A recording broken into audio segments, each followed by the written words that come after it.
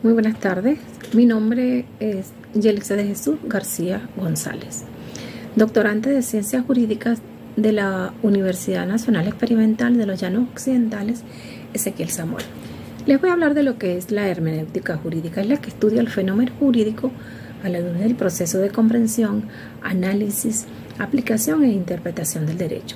Se aplica a la norma jurídica. Es una forma universal de comprensión de lo jurídico, proporcionando los métodos por los cuales se interpreta la norma jurídica, para la cual se remite a la ontología, a la historicidad y el lenguaje. Cuando se habla de derecho, se hace referencia a la determinación del significado de normas jurídicas y alude a los fundamentos de la interpretación jurídica. Entonces podemos definir la interpretación jurídica desde dos vertientes, como proceso o también como producto. Interpretación como proceso se refiere a la operación cognitiva del intérprete en busca del contenido significativo que las normas jurídicas intentan expresar por medio del lenguaje. Interpretación como producto se refiere al resultado de ese proceso cognitivo implementado por el intérprete. Es la consecuencia de la interacción entre la capacidad cognitiva y racional del intérprete con la norma jurídica. Definamos ahora lo que es la argumentación. Es la que busca determinar cómo debe fundamentarse una decisión judicial.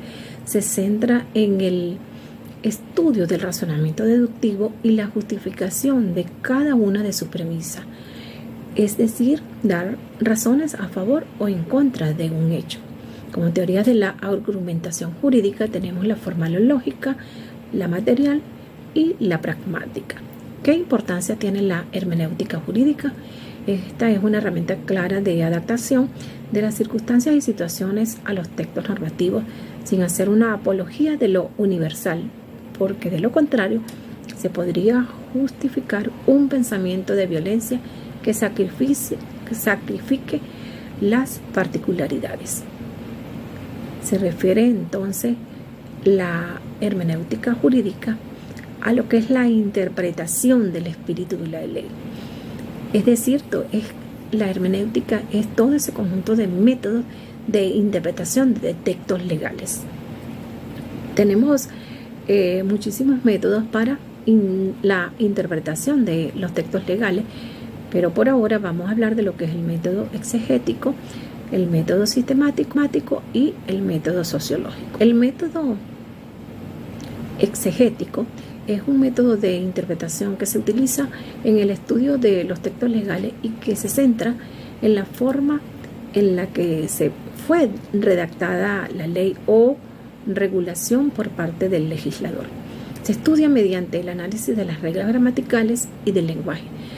Como técnicas para interpretar tenemos el análisis semántico, que es la voluntad del legislador, el análisis gramatical, que es el contenido de la oración, y el análisis lógico, que es la parte lógica del derecho. El método sistemático es el que está basado en la relación entre una ley concreta con el resto del ordenamiento jurídico del país, especialmente con el resto de las normas sobre el mismo tema. Así, los seguidores de este método de interpretación jurídica afirman que las leyes forman parte de un todo. Es decir, es todo ese sistema jurídico, es todo ese conjunto legislativo de normas existentes. Y por último, el método sociológico es el que conlleva la aplicación de diferentes técnicas, teorías y conceptos para reunir e interpretar datos relacionados con hechos sociales. En sí, es una práctica de investigación orientada a construir y obtener conclusiones referentes a las realidades de las sociedades y comunidades. Como objeto de estudio específico son los hechos sociales. Este método se identifica y se define con claridad, y su objetivo de estudio tiene que ser específico, investigar y relacionarse directamente con ese hecho social. Ya para terminar, la hermenéutica jurídica es la que se utiliza para comprender el conocimiento, pero la interpretación es posterior a la comprensión.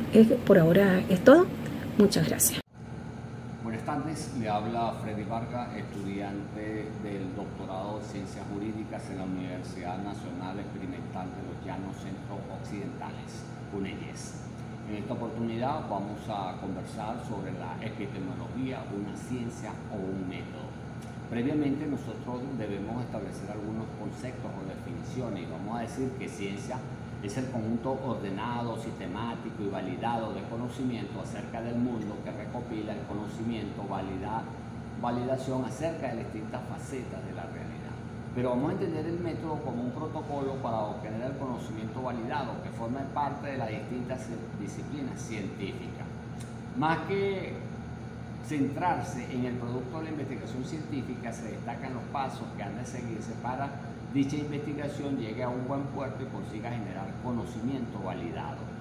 Epistemología, concepción filosófica de la ciencia que la entiende constituida por investigaciones con corroboraciones empíricas que en el caso del derecho podrían traducirse en investigación que abreven en fuentes con material documental de libre acceso para todos.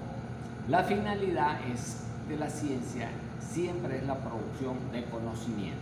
Necesitamos hablar entonces de la cientificidad y vamos a entender y aceptar un ser ontológico como realidad cultural que puede ser reducida cognitivamente al análisis e interpretación por la racionalidad humana y por supuesto también asumir una concepción de ciencia más abierta a las posibilidades del conocimiento que la realidad fenoménica nos conduce, sin objeciones insalvables a una aceptación de su cientificidad. En la ciencia jurídica debe ir más allá de los presupuestos establecidos por las ciencias normales o el status quo jurídico imperante, y lo debe hacer reconociendo la naturaleza de su objeto de estudio, que es la que determina el abordaje metodológico que se da en la investigación. Karl Popper, a través de su escrito Lógica de la Investigación Científica, establece que siempre cabe una probabilidad de contrario, de lo que se concluye que los conocimientos científicos no son verdades absolutas, sino que se constituyen solo en probabilidades. La inducción no puede darnos conocimientos absolutos. Sin embargo, hay algunos nuevos aportes a partir de 1962 que incluyen en la reflexión epistemológica la categoría de historia, para que en lo que se refiere a las teorías científicas, no importa su validez científica actual, sino su validez científica de su época, en su momento histórico. En la gestación del conocimiento científico, la historia evidencia una revolución en el proceso científico, revolución vinculada a las cuestiones sociológicas inherentes al quehacer científico. A partir de 1970 y 2000 aparecen nuevos pensamientos referentes al tema y afirman que el escenario de la investigación, particularmente de la realidad social y cultural, los nuevos llamados enfoques cualitativos o principios teóricos en lo que se basa la fenomenología, la hermenéutica, la etnografía y el constructivismo. A partir de la teoría constructivista establece que el individuo es el que construye significados a medida que va aprendiendo la realidad. Uno de los propósitos fundamentales de la investigación cualitativa es entender el comportamiento humano y las razones que lo gobiernan. En la ciencia moderna no ha perdido su pretensión de conocer la realidad fenomenológica de manera racional, sistemática y ordenada. Se considera posible a través de diversos enfoques y herramientas metodológicas que superan el monismo metodológico impuesto por el positivismo inducido.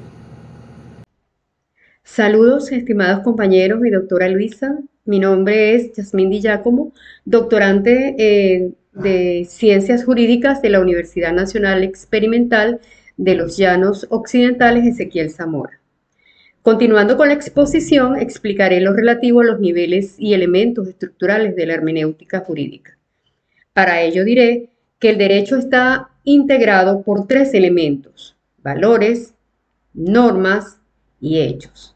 El autor Ortiz y Ortiz lo concibe como una pirámide, ya que tiene tres caras. En definitiva, para él es tridimensional. La tridimensionalidad es un punto de partida para desarrollar la idea de los tres niveles epistemológicos del derecho. Ahora bien, Esta teoría tridimensional presupone básicamente 4 condiciones, dentro de las que se tienen que el derecho es parte de un proceso. Esto quiere decir que siempre debe estar abierto a nuevos hechos y nuevas valoraciones. Por otra parte, la norma por sí sola no tiene significación. El significado prácticamente lo adquiere en función de los momentos que condicionan su eficacia.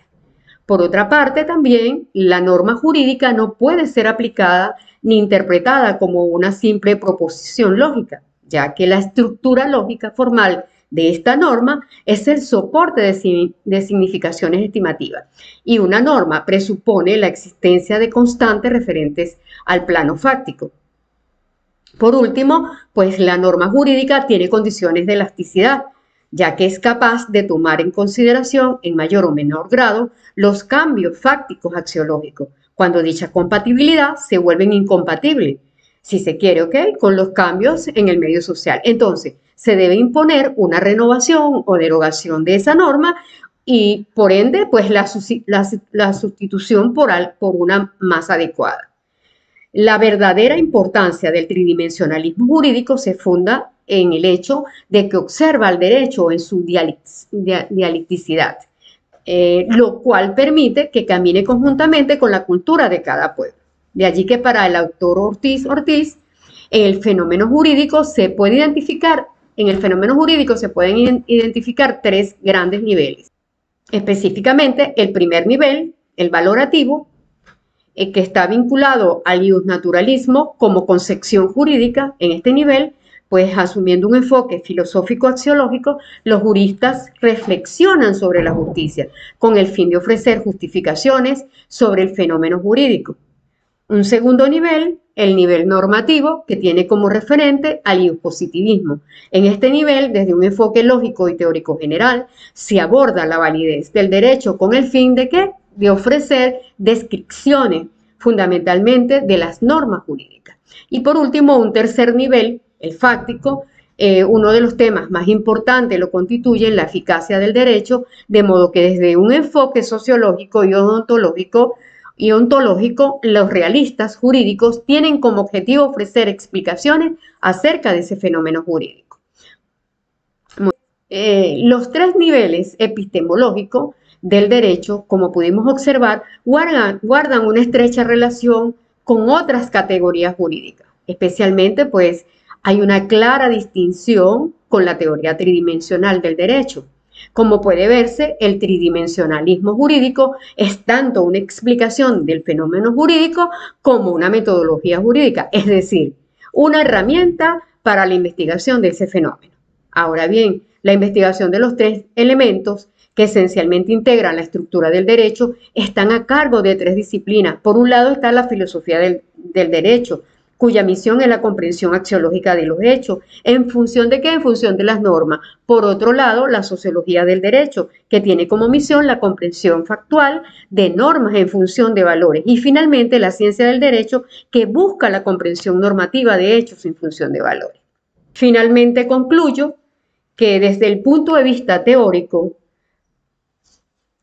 la relevancia de los niveles epistemológicos del derecho se muestran en la explicación de los cambios que han experimentado en los últimos años los enfoques iuspositivista, iusnaturalista y iusrealista. Sin embargo, desde un punto de vista metateórico, la teoría de los niveles epistemológicos del derecho, al abordar el concepto y la naturaleza como tal del derecho, fundamenta sus conclusiones en los argumentos tanto del positivismo como del no positivismo, lo que impide la pretensión de superación de las visiones trialistas del derecho y afirman en relación con la clásica distinción entre el iuspositivismo y el iusnaturalismo. Por otro lado, la utilidad de los niveles epistemológicos del derecho en el campo de la metodología jurídica es evidente y significativa, pues mediante los 3 niveles epistemológicos del derecho se puede investigar el fenómeno jurídico con rigurosidad metodológica. Finalizo esta exposición con un pensamiento de Sócrates, en donde reflexiona sobre las implicaciones sociales de la escasez del conocimiento, que dice así: desearía que el conocimiento fuese de este tipo de cosas que fluyen desde el recipiente que está lleno hasta los que permanecen vacíos. Muchas gracias por su atención.